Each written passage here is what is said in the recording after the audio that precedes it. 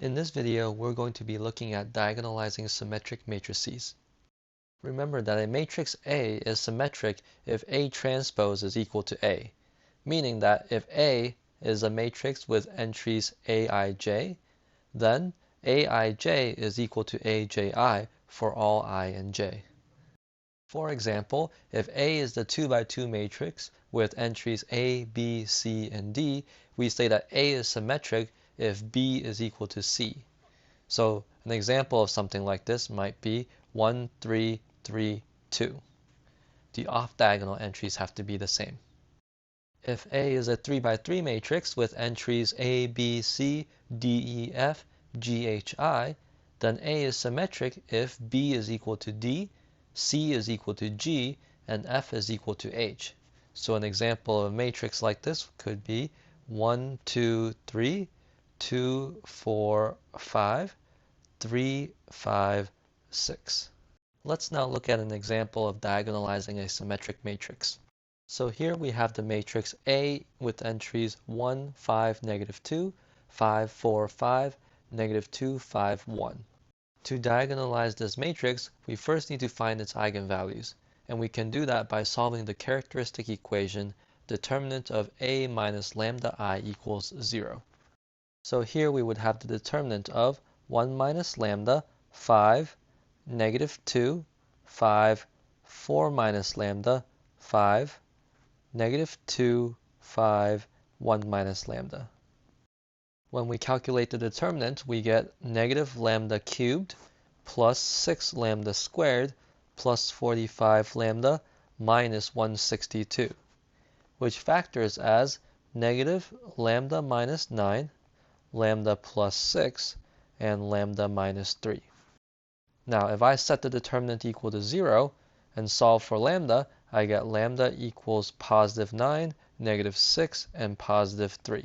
Now, for each eigenvalue, I want to find its corresponding eigenspace. So let's start with lambda equals 9. To find its corresponding eigenspace, I would need to find the null space of A minus 9i. So I would take the matrix negative 8, 5, negative 2, 5, negative 5, 5, negative 2, 5, negative 8, and row reduce this. I won't go through the details, but you end up with 1, 0, negative 1, 0, 1, negative 2, 0, 0, 0. So this tells me that the null space for A minus 9i is the span of 1, 2, 1. Next, for lambda equals negative 6, we want to find the null space of A plus 6i. So that's the matrix 7, 5, negative 2, 5, 10, 5, negative 2, 5, 7. When we row reduce this, we end up with 1, 0, negative 1, 0, 1, 1, 0, 0, 0. So the null space for A plus 6i is the span of the vector 1, negative 1, 1. Lastly, for lambda equals 3, we are looking for the null space of A minus 3i. So that's the matrix negative 2, 5, negative 2, 5, 1, 5, negative 2, 5, negative 2. This row reduces to 1, 0, 1, 0, 1, 0, 0, 0, 0. So the eigenspace for lambda equals 3 is the null space of A minus 3i, which is the span of the vector negative 1, 0, 1. Now we're ready to write down the diagonalization for A. So we're writing A as the product PDP inverse, where the diagonal matrix D contains the eigenvalues, and the columns of P are the corresponding eigenvectors. So in this case, the diagonal matrix D would be the matrix 9, 0, 0, 0, negative 6, 0, 0, 0, 3. And the matrix P is the matrix where the first column is an eigenvector for the eigenvalue 9, so that's 1, 2, 1.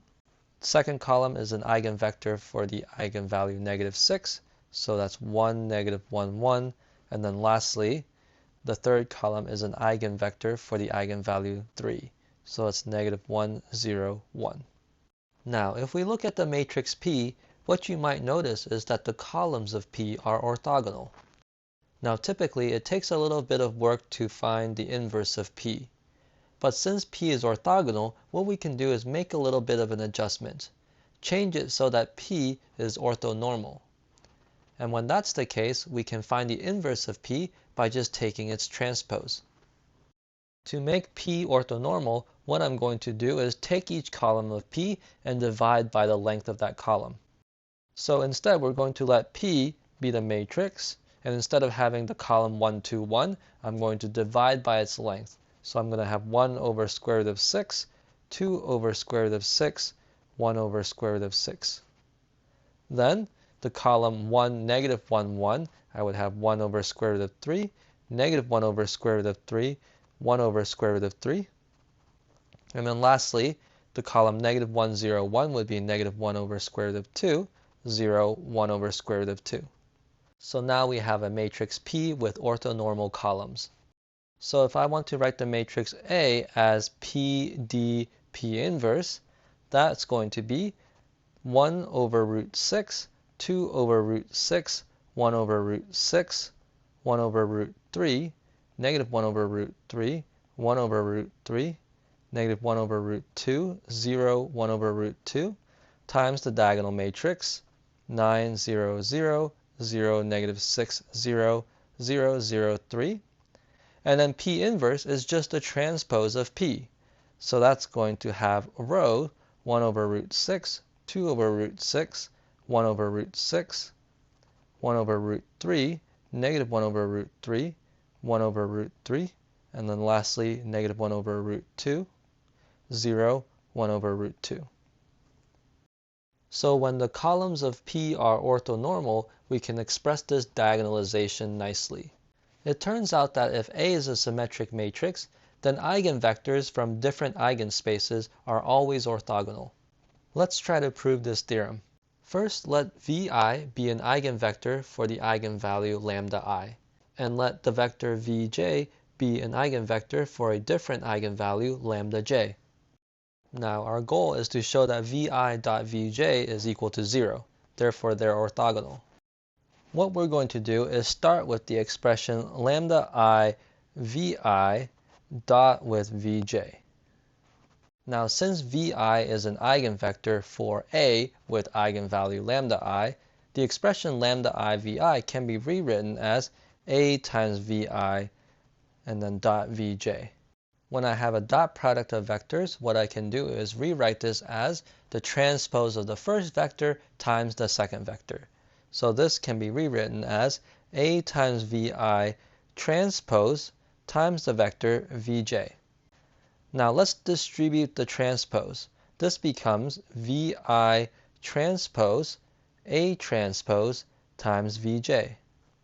Now A is a symmetric matrix, so A transpose is the same as A, which means I can write this as Vi transpose times A times Vj. Since Vj is an eigenvector for A with eigenvalue lambda j, this becomes Vi transpose times lambda j Vj. Pulling the lambda out, we have lambda j Vi transpose times Vj, which can be rewritten as lambda j times Vi dot Vj. So what we've shown here is lambda I Vi dot Vj is the same as lambda j Vi dot Vj. Now, if I bring everything to one side of the equation, I get lambda I Vi dot Vj minus lambda j Vi dot Vj equals 0. Factoring this, we get lambda I minus lambda j times Vi dot Vj equals 0. So either lambda I minus lambda j equals 0 or Vi dot Vj is equal to 0. Since lambda I and lambda j are distinct eigenvalues, I know that lambda I minus lambda j is not 0. Therefore, Vi dot Vj must be 0. which means Vi and Vj are orthogonal. So that concludes the proof of this theorem, and that's where I'll end the video as well. In our next video, we'll talk a little bit more about diagonalizing symmetric matrices.